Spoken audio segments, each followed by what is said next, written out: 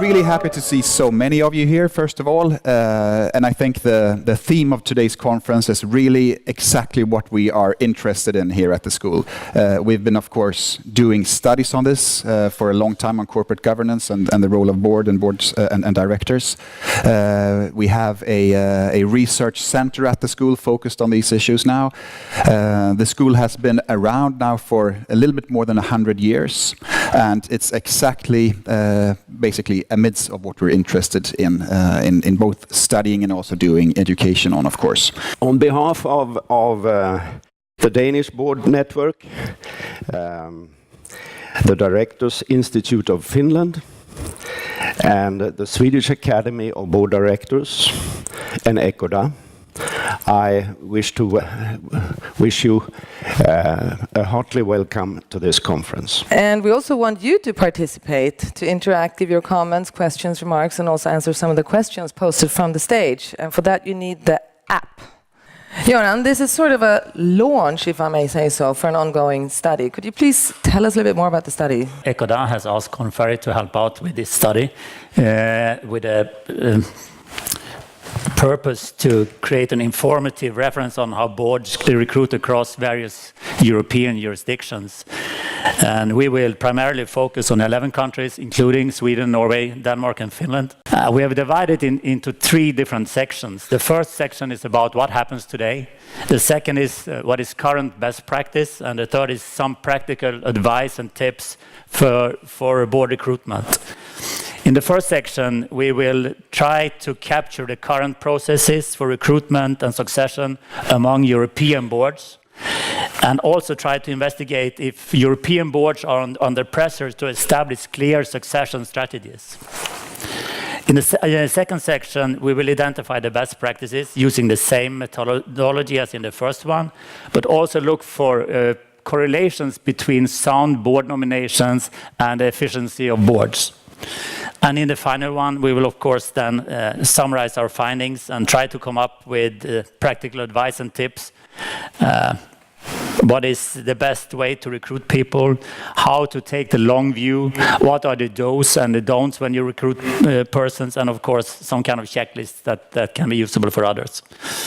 As Bella said, we have just started this, and we in the Nordics are the first out to kick off the interviewing process.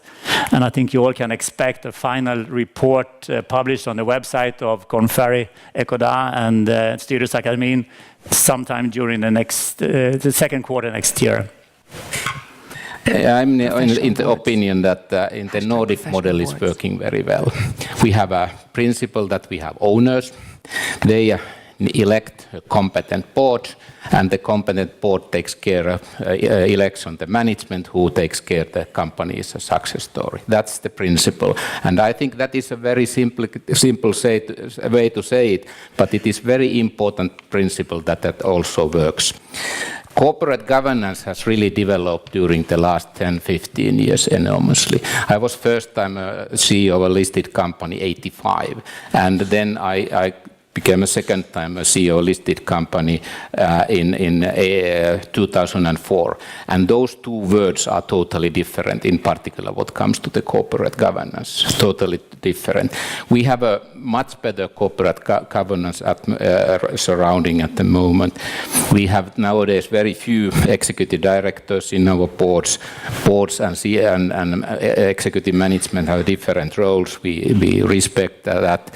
We have a transparency in the remuneration and appointment of the boards. We have independent audit committees, independent remuneration committees. We have rotation with the board members.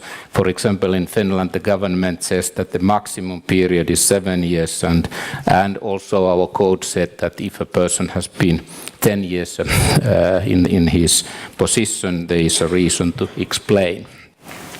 Also, this diversity has increased enormously. I also share the Göran Westberg's view that it has an important role to be a good board, to have a diversity. Nor a good board needs to have a strategic business leadership, understanding what it takes to change a company, how to face a disruptive environment as a winner. advanced technology or something similar. I also believe that the megatrends, we all know urbanization, globalization, sustainability, Internet of Things, you name a few, they may create a sound reason to develop a strategy, but just giving a generic aim on those kind is definitely not enough to be a winning strategy. I think when we look at the role of the board, we come back to many of the things that Jorma just went through. Strategy and increasing sustainability are two of the key drivers of competitive advantage. When we look at value creation or growth on this slide, but it would be exactly the same picture, it is quite interesting to show that if you look at the average growth across industries, each of these are different industries, I just took the names off to make it less complex, but also the range of growth, or TSR, could have been exactly the same slide for shareholder returns. We should just consider that it's 5 times more variability in an industry than it is across. And I think just like Jorma said, it matters less which industry we're in. It matters more how well we are competing and doing in that industry, which comes down to, do we have a strategy that works, and do we have a management team driven by a board that will win? And we found out that very few boards actually have a very clear view of their company's competitive positioning on more forward-looking metrics. Growth is important, we all know that. We can also statistically, technically prove it on the left-hand side. If you look at the total shareholder return over a longer period of time, obviously growth is the main contributor of that. What's important, though, is to get the right growth and highly profitable growth. And on the right-hand side, we see that not all companies, which are plotted on that one, and if you look at the annual growth rate versus the value creation in terms of total shareholder return, we see many companies, good examples of profitable growth. We see a lot of non-growth companies, but we also see quite a few companies growing without creating value. So we looked at those, or rather we looked at the ones creating value in a large study, trying to understand what are some of the patterns. And I'll simplify it hugely by saying that a couple of key observations. One is obvious. The type of profitable growth is very much driven by what type of industry you're in. If you're in an industry which is stable and you have very strong competitive advantages, you should probably, and this is empirically the case, put 80% of your attention and investments into defining, expanding, and protecting that core business rules. We'll start on the left-hand side and look at the volatility, and this is the wrong graph. It's way too difficult to explain. So what I wanted to have here was the same data, but looking at the share of companies that lost their top 3 position in the last year. And that share of companies have gone up from about 3 to 4% in the 1960s to over 15% in 2012-13. That's a huge change of volatility of losing your top 3 position in 1 year. If you look on the right-hand side, rules are changing. I think Jorma mentioned the scale effect. If we go back to the 60s, with 80% probability, if you were the biggest player in the industry, highest market share, you would also have the highest profitability. That is hardly the case today. As we see on the right-hand side, in 2009, that was less than 30% the case, which is obviously the result of a very changing world. Globalization, digitalization, new business models, etc., has completely changed that fundamental strategic lever of scale. To Jorma, I think I agree completely with you. With the right CEO, the board can relax. So the challenge for the board is always to make sure that they have the right CEO. And it's very funny to see when the board gets too involved in the company, then they should have changed the CEO before.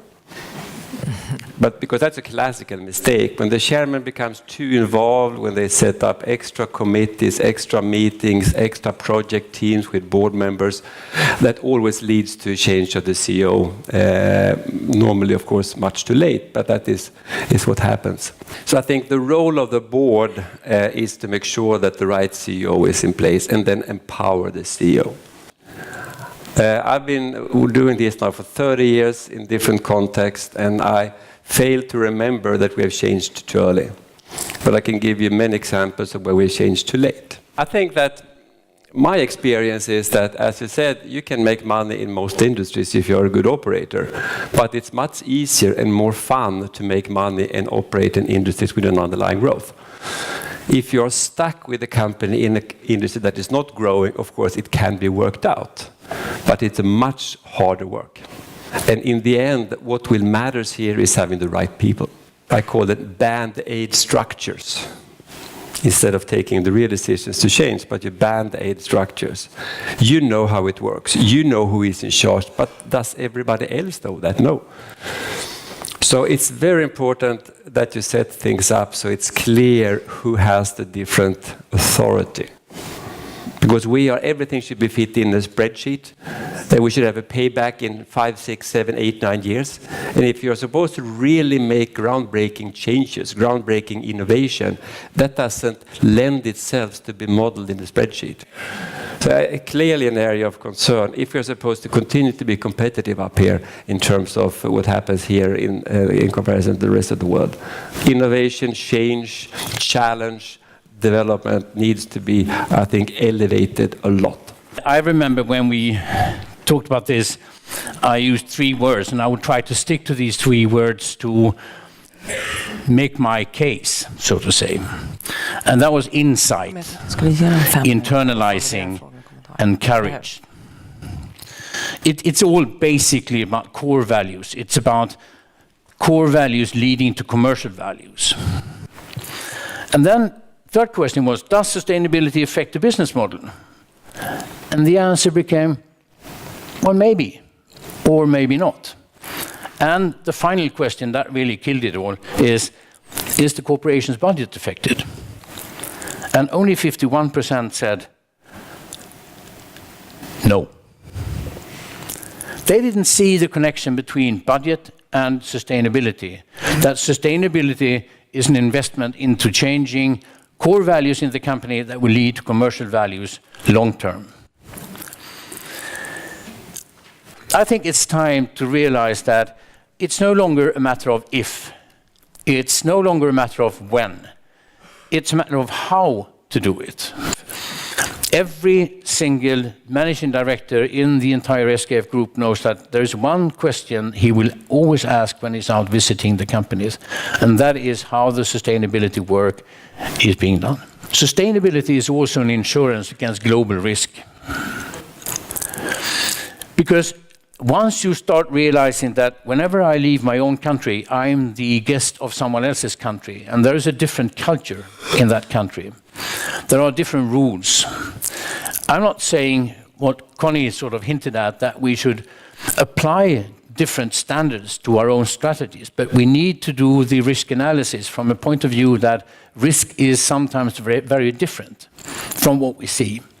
Board professionalism and company profitability, that's crucial for global competitiveness. And I have been asked to specifically talk about some of my experiences of CSR, internationalization, diversity, and business intelligence, and all this in 10 minutes. So CSR, or sustainability, or I like the concept of shared value, which is slightly wider and has been defined by Professor Michael Porter. Shared value is about how companies can embed strategies in their business model that increase growth and profit, and at the same time have a positive impact on society. In other words, social value and economic value at the same time. I find it quite encouraging that one of the leading professors at Harvard Business School, which can be considered the West Point of capitalism, is actually raising these issues, and it gives hope for a sustainable world. 4 years ago, when the current board was formed, Academedia had a sales of slightly above 2 billion kronor, and to date we have quadrupled the sales to over 8 billion. We have just recently started to internationalize the business. From day one, the board defined the focus on quality with a simple logic that if we have the best quality, we will attract more students than anyone else. If we attract more students than anyone else, it will be easy for us to run the schools. If it's easy to run the schools, it will also be profitable, and we will create shareholder value. I do believe it's impossible to prove if a company had done other ways with another board of directors over these years, because you had to compare it somewhere, and you can't do that. But your impression today, is it that the quota law forced the companies to do this up to 40%, or is it by willingness now? You said something in the beginning that now is it? Yeah, they have to. I mean, it's a law. So if a company doesn't comply with the law at exchange, I'm forced to take it out. For those that do not have insights into the company, external reporting is very important, of course. And you can divide this into different kinds of reports, and that is what I'm going to comment upon. Financial reporting, as we are used to. This is very much about financial reporting, and the future then, which is often referred to as integrated reporting. But I think one of the secrets behind the success of the private equity model is alignment of interest and the clear division of responsibilities between the ownership role, the role of the board, and the role of the management, and to have ownership in the way that it's structured there doesn't mess up the roles. The new shareholders' rights directive will contain a rule on the approval of major related party transactions. We think that this is an extremely important minority protection rule, and we believe again that minority protection, this has also been mentioned already today, is an extremely important element of good corporate governance. So we will promote minority protection in this new directive. So I welcome up Hans Dahlborg, who is past chair of the Swedish Corporate Governance Board and honorary chairman of Nordea, as well as Anna-Clara Ekenstam, chair of the Nordic Federation of Public Accounts. Welcome very much.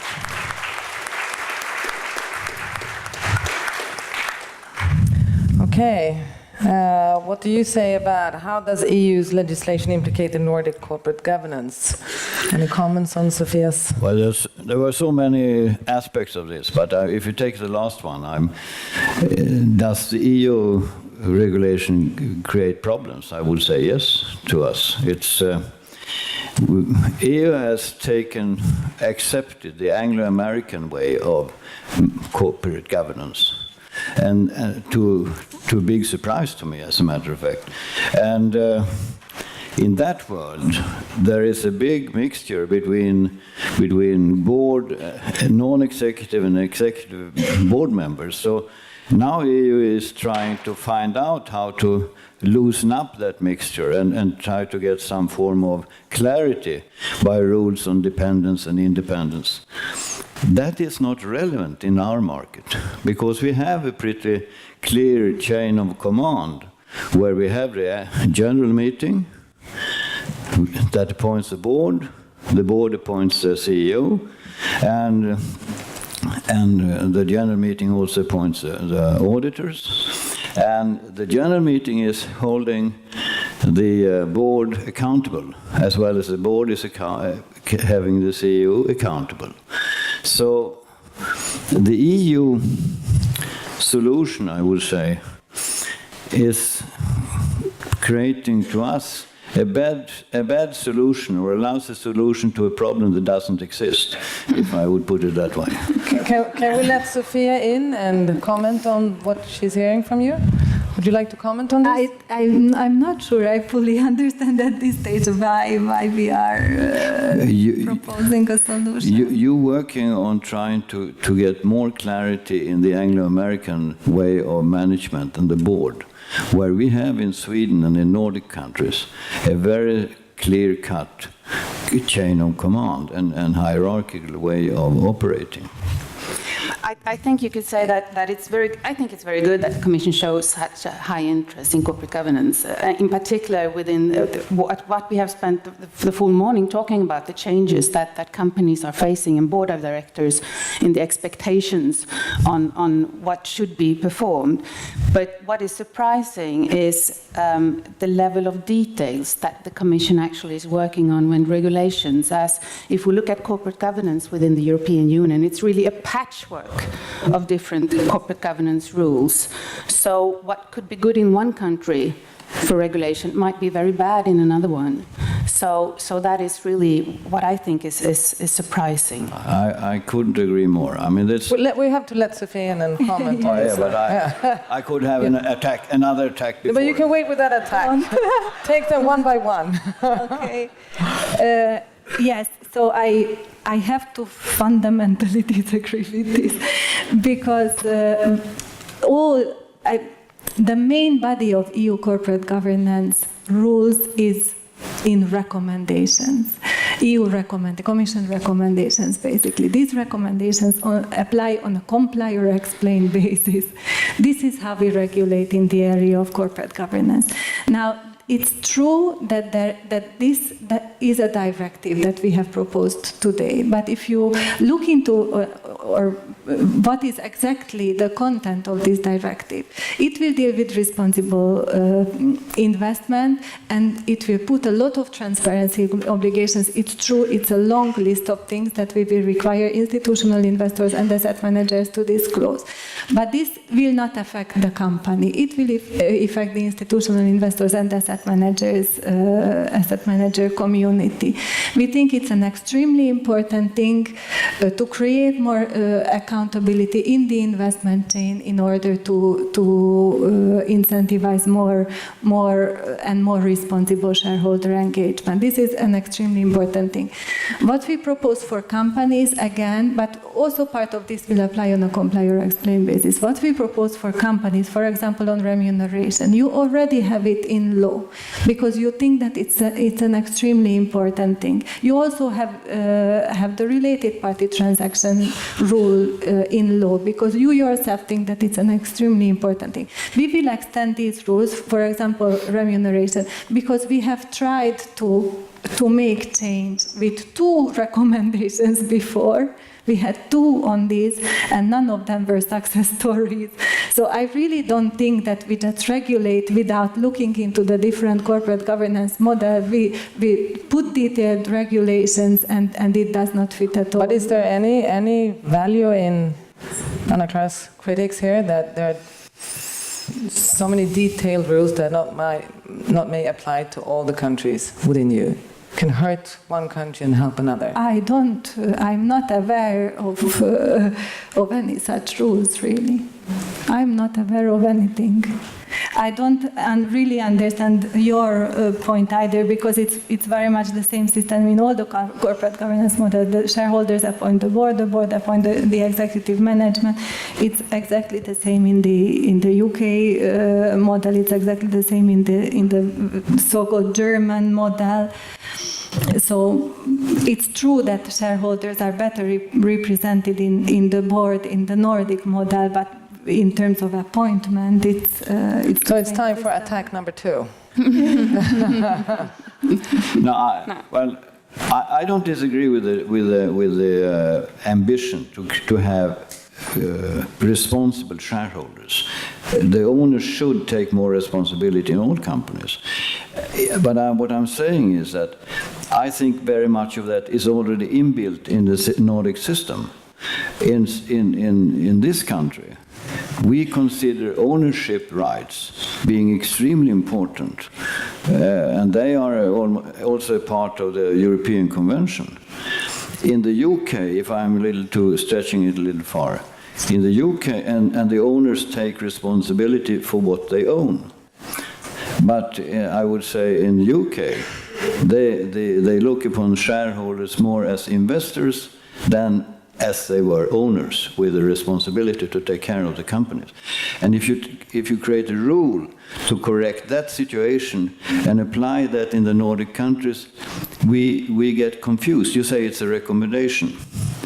you are in a country where people are extremely obedient to everything that No, but again, I don't think that incentivizing more responsible investment from the institutional investor side would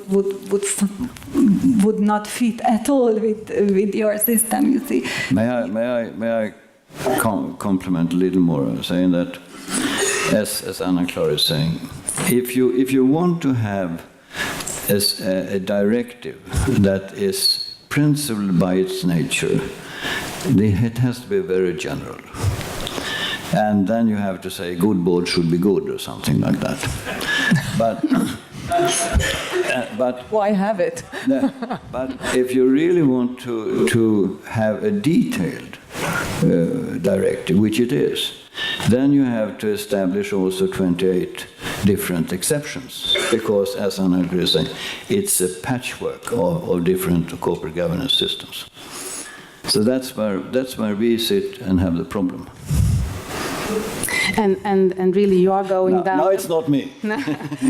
And there are some details in there where you actually define what should the audit committee do in a board and what should the board do. That is going quite deep into the company, which might not necessarily fit every board and every audit committee. And from an auditor perspective, the changes that you are making with the assignment of the auditor, to me, it's a bit of a lack of insight into what it takes to be an auditor of a huge company. You want to have a change every 10 years, and you also want the auditors to be more detailed in knowledge of the business and the controls and the accounting principles of the company. For a large company, that takes a number of years to acquire, and it's a huge investment for the auditor when you have a change, and also for the company. It will cost enormous amount of resources to gain that knowledge. So actually, by implying that we have to change auditors more often, you will lose knowledge on the auditor side. And in some countries, looking at the audit company structure, I actually think that instead of having more audit firms available to audit, you will actually lose the competence and you will have less audit firms. So it's really kind of a distrust also to the board of directors. From my experience, I know that the board of directors really want knowledgeable auditors that challenge them when needed. And to be able to do that, it takes a lot of experience from the auditor side, and you need strong and healthy audit firms that can manage that task, and that's also good for the society as a whole, and that's the expectations from the society as a whole. Sophia, comment on that? Yes, I know about this concern. I'm not directly involved in the regulation of audit of the audit area, but yes, I have two comments. As far as I know, you had one concern that the nomination committee should be better involved in appointing the auditor. My colleagues told me that this has been solved basically in the final version of the auditing directive, or I don't know, it's in the regulation. Now, the second issue, the rotation of the auditors, this is this has a certain purpose, as far as I know. The objective here is to enlarge a bit, as you also said, the big four companies, not to have only the same auditors all the time auditing the same company. So this is a different policy objective. Now, of course, there are pros and cons of such a rule. It has been adopted by a compromise by the EU legislator, so this rule will have to apply. But I don't think it's something which relates specifically to the Nordic corporate governance model, right? It's more about the auditor industry. I will not go into detail, but these are the basic reasons why we ask you, legislators, to be careful of our Nordic corporate governance model. So maybe we should ask them up on stage. I would like to have the response from representatives from the EU Council, the EU Parliament and the EU Commission. Please welcome Cecilia Wikström, EU parliamentarian and member of the Jury Committee, Sirpa Pietikainen, EU parliamentarian and vice chair of the IMCO Committee, also member of the Econ Committee, Johan Danelius, head of division for real estate law and company law at the Swedish Ministry of Justice. And Sofia, we already know. Welcome. Thank you. There would be differences between Central Europe and the Nordic countries. We must find the whole legal tradition completely different in a country like Sweden or Norway and Germany and Great Britain. I mean, we need to face this. And now when we are trying to talk about the regulation or directives, regulations that we are trying to put in place together between the three institutions, when the Commission is presenting a proposal, this is not the end of the day. It's not the final result. It's a proposal and must be considered a proposal, and the co-legislators, namely us, the European Parliament, and the Member States, are obliged to find and define a common position and to take that as a point of departure for negotiations. So how will these directives and regulation affect the governance of Nordic corporate? Take into consideration what I just mentioned, the different legal traditions. Now, in 2009, I was told that it was actually the first time ever that a member of the European Parliament from Sweden or Finland or Denmark, I think also, was elected coordinator. We need to be very concrete, I think, in terms of pointing out what parts of proposals from the Commissions are we not pleased with and why are we not pleased with them, and to also be very diligent when making priorities. Adopting those rules in Nordic countries would increase the competitiveness of the Nordic. Competitiveness that Nordic countries would be more attractive for investment, more attractive for locating businesses in these countries. I think it's important to remember that today's excellence will be the standard of tomorrow. We don't see any contradiction. We think it will be very, very good for Sweden. The question is what kind of a regulation you have in place. You can regulate the same thing in very many various ways. And one thing I would put a lot of focus is on this integrated reporting. Agree more. What we need to always take into consideration is what is the European added value on this piece of legislation that is now proposed. I think we can be of great support to the Nordic representatives in the Parliament and also a strong lobbying force on a Nordic basis. But we need to be there. We can't just sit up here in Sweden, Finland and Denmark and hope for the best. Finally, I would like to thank the steering group and the project group for organizing this conference. You've done a great job. Thank you all, and have a nice summer. Thank you.